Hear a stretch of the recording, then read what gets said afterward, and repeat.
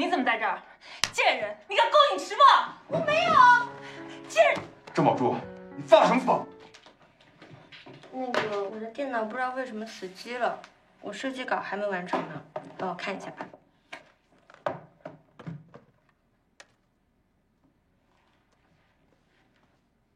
哎，赵姐，郑小姐，等会儿，郑小姐，迟墨呢？迟墨在里边呢，你有事吗？我帮你通报一声。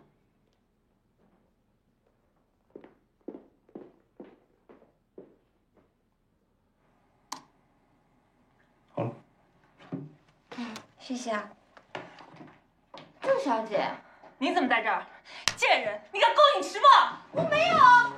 贱人！郑宝珠，你发什么疯？你跟他住在一起，是又怎么样？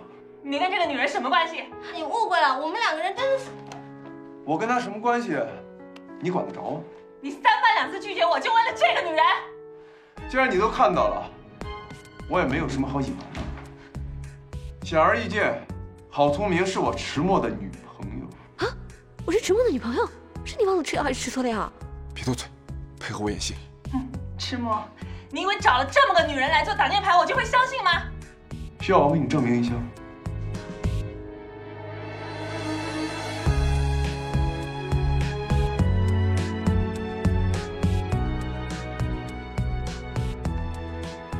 迟墨，你欺人太甚！你占我便宜！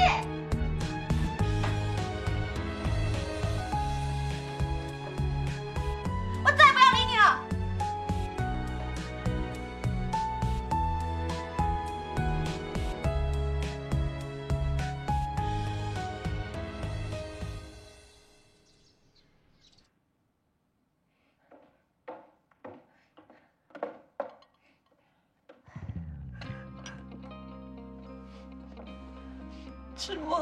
迟墨被那个女人迷住了。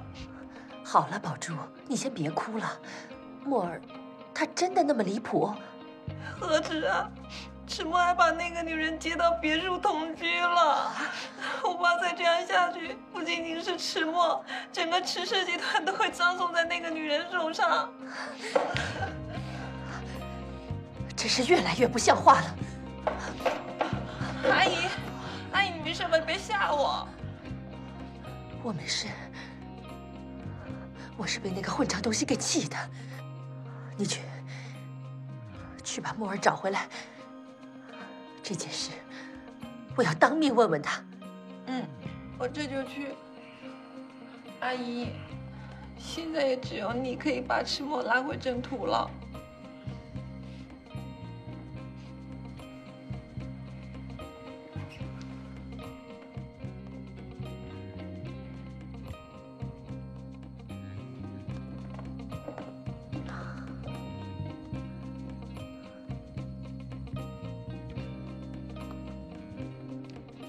就按照你的思路，做一个本季度的企划案给我。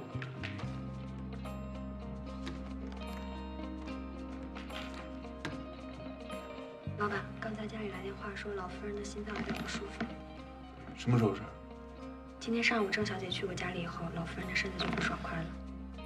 郑宝珠，又是他。今天先这样，散会。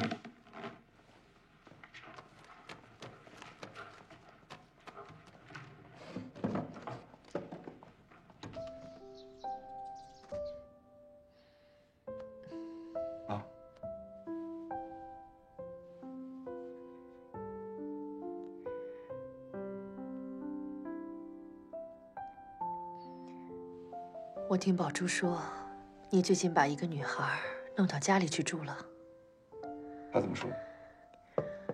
他没说什么，只是说，自从你跟他分手之后，就一直没再搭理过感情上的事儿。既然你已经做了选择，我总该听听你是怎么想的吧。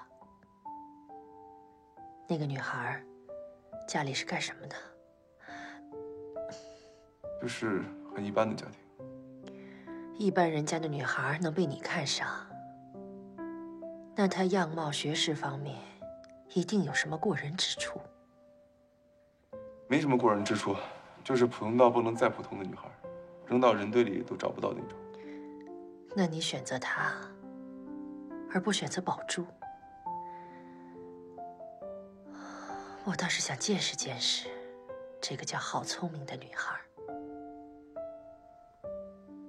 好，那我就带她来见你。再喝点吧。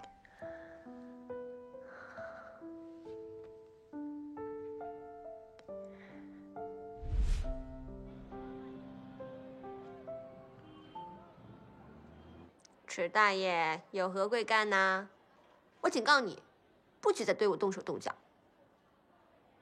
看一下，想吃点什么？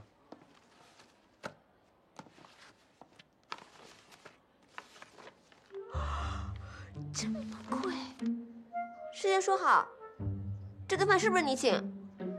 放心，这家餐厅属于池氏的，这顿饭我请你，算是谢谢你昨天晚上配合我在郑宝珠面前演的那出戏。算你还有点良心。这么多好吃的，点什么好呢？给我来一份龙虾餐，谢谢。对不起，龙虾需要现做，请您稍等一会儿。哦，那我换一个吧，待会儿吃完饭还要上班呢。一客龙虾餐。公司那边我已经给你打过招呼了，下午跟我出去办点事情。那我先不点了，谢谢。我说呢，原来这是一场鸿门宴，请我吃饭是有目的的。你晚上跟我回家。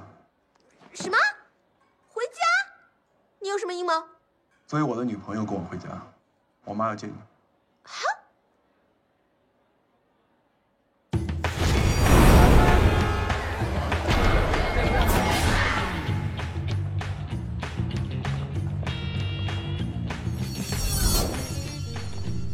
欢迎光临。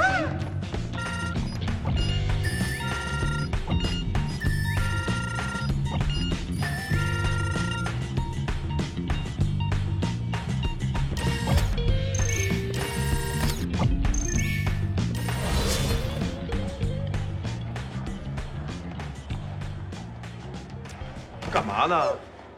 口水都流下来了。补品。你真的打算空着手见我妈？你是让我现在这个样子去见你妈吗？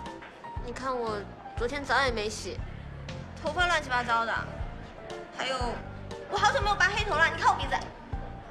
有什么问题吗？怎么能这样见你妈妈呢？人靠衣装，妈再让我打扮一下。让你穿上龙袍也不像太子，衣服什么的还是别浪费了。怎么就浪费衣服啦？好歹我也算五官端正，皮肤白皙，没有胖成猪，也没有瘦成柴。这个人真是不知好歹。我好好打扮一下，也是为了给你留面子。